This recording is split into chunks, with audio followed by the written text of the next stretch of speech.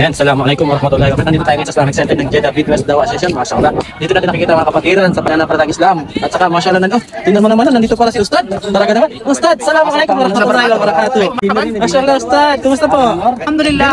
Ustad, nandito tayo ngayon sa Islamic Center. Ano sa Arabic ng Islamic Center?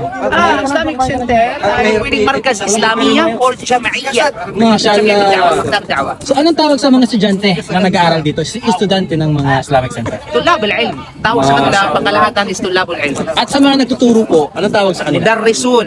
Tawag sa kanila, asatid, ustaj, masyayikh. Mashallah. Jazakallah khair. Gwapo, wala. Alakala ko. Ay, Ustad, ano po tatanong? Ano, may mga gwapo sa likod. Ano po ang pogi sa likod? Ay, ano po pogi sa Arabic? Ako sa Arabic, ana, Jamil. Ana, Jamil. Hindi ba yung ako yun? Anong oras kayo pumunta doon? Mashallah. Yes po. Ay, magsabahay ko na muna kami. Ano po sa Arabic? Sa bahay mo na po kami.